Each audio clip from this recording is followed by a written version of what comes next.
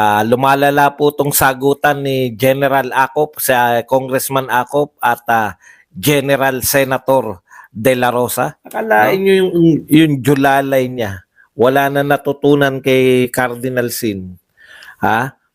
Si Sok Villegas, wala na natutunan, panay pa ang bira sa mga Duterte. Yung mga dilawan, kasama po itong simbahang katoliko sa pangunguna po ni Sok Villegas na dating alalay ni Cardinal Sin, ay nauwi na po ngayon bilang mga attack dog na rin po, laban sa mga Duterte.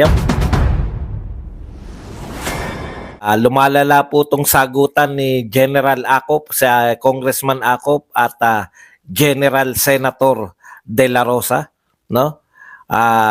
Samantala ito po si Sok Villegas, ang tagal po nating hinahanap na magpahayag ng mga dati kasing alalay ito ni Cardinal Sin, no? Alam naman natin si Cardinal Sin, very active po to pag may nakikita po na mga pagnanakaw sa gobyerno, no? Katiwalian sa gobyerno, hindi po pinalalampas siya ni lalo na po pag involve yung mga Marcos. Akalain nyo yung julalay niya. Wala na natutunan kay Cardinal Sin. Si Sok Villegas, wala na natutunan, panay pa ang bira sa mga Duterte. Grabe ka naman, Sok. Ano ka ba naman? At iba pang mga dilawan, instead po na may makita po sila, ang laki po ng issue, no? Ang issue po ngayon, yung budget po, yung mga budget insertions, katulad ng AKAP, at saka yung mga pinalaki po nilang mga budget, at saka po yung maliban po dyan, yung mga zero budget, yung binawasan po yung DepEd, yan po yung mga pinag-uusapan ngayon. Nagtataka tayo rito sa mga dilawan.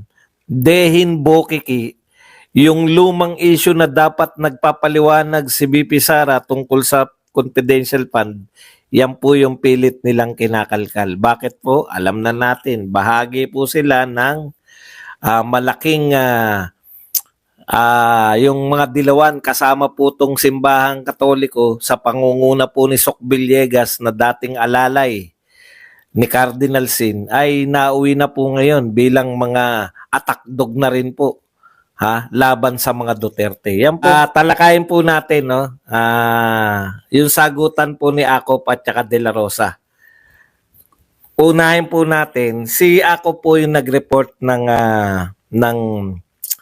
kanilang kumbaga parang pagtatapos ng year-ender report ng Quadcom na pinagbibintangan po ng Quadcom si Pangulong Duterte, na siya po yung mukha ng illegal drugs sa Pilipinas at kriminalidad, no? Siya po yung face. Ibig sabihin, budol daw yung mga Pilipino dahil yun pong mga war on drugs mismo ay paraan lang din ng mga Duterte para ma-eliminate, no, yung mga kakompetensya. Yan po no? Tapos ito po ay bagamat umaten si Pangulong Duterte, hindi naman nila napatunayan sa pag-aten ni Pangulong Duterte yung kanilang bintang. Nag-stick po sila dun sa mga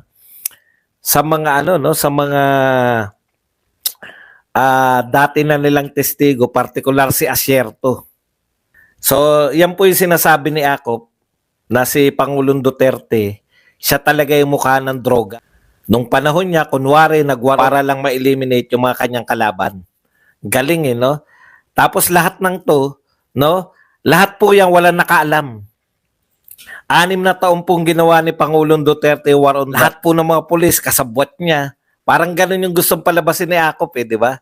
Lahat ng mga pulis, kasabwat tayo ni Duterte para eliminate yung mga Okay. Wala po ni isang testigo na nagte-testify doon sa mga sinasabi ni Acop na in-eliminate dahil doon, no? Kasi ang alam natin tumitestigo, yung mga EJK sa isang tao lang yata, si Asierto yung kinukote niya. Okay. Bagamat wala pong malinaw, Hindi po malawak yung mga ebidensya na nagsasabi na si Duterte nga ang pinuno o yung pinaka-lord of... Yan pa rin yung naging conclusion nila.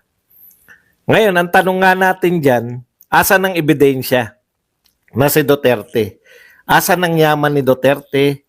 Saan niya dinala yung pera ng pagyaman? Ikalawa, no?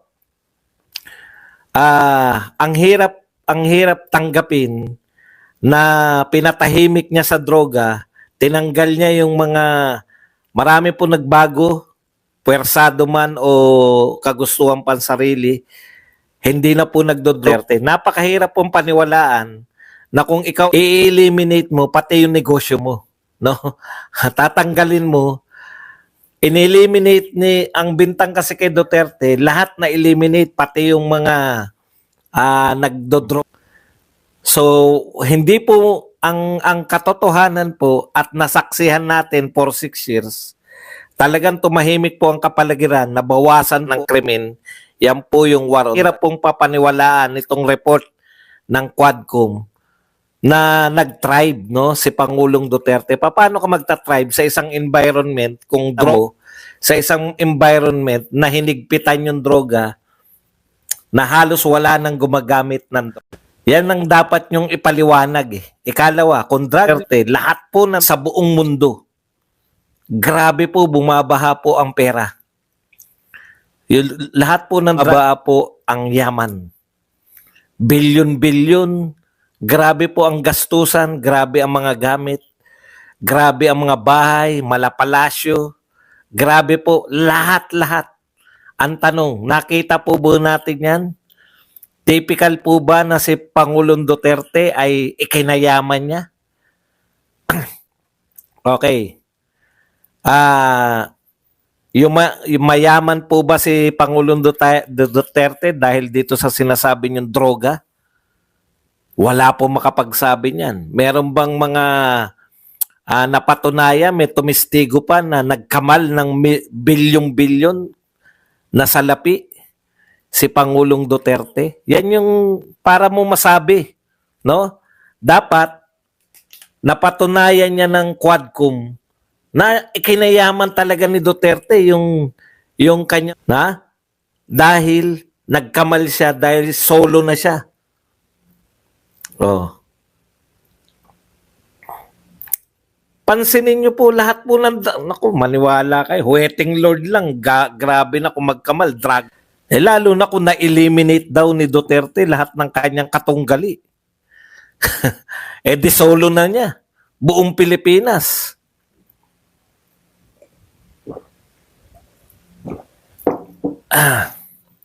Okay. Sino dapat mag-provide ng ebidensya na magpapatunay na totoo yung sinasabi nila? Sila, yung mga nag-aakusa. Tandaan po nyo, sa batas, yung magpapatunay po ng akusasyon, yung nag-aakusa, hindi po yung inaakusahan ang magpapatunay na wala siyang kasalanan. O, yan po yung mantra ng ating batas. Lahat po yan. Okay. Masasaktan natural si Senator Bato de la Rosa. Alam niyo naman po, very po yan, no? Very passionate po si Senator Bato sa kanya pong mga nararamdaman. Kaya po, nasabi po to ni Senator Bato, no? Ito po yung sagot ni Bato tungkol po dun. Ito po ang sinabi ni siyempre masama po ang loob dahil ang pangunahin po nagpatupad yung PNP chief, di ba? Si Senator Bato de la Rosa. Sinabi niya, binudol namin ang taong bayan. Ito po yung reaction ni Senator Bato, no? Sinabi niya, binudol namin ang taong bayan. How dare he say that? Wala kaming binudol na tao.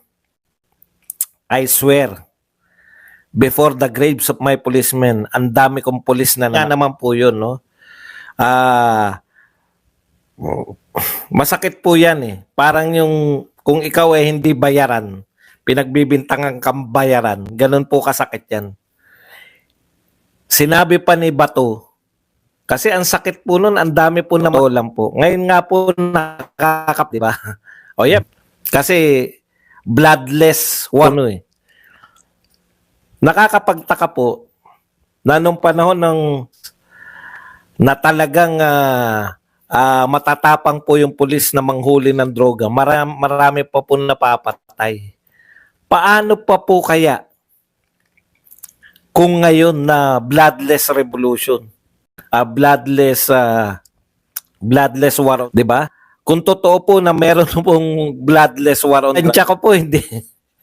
Ang tansya ko po, wala na po talagang nila tinuloy kasi imposible po eh. Imposible na noong matatapang ang pulis dahil backup nila Pangulo ng Pilipinas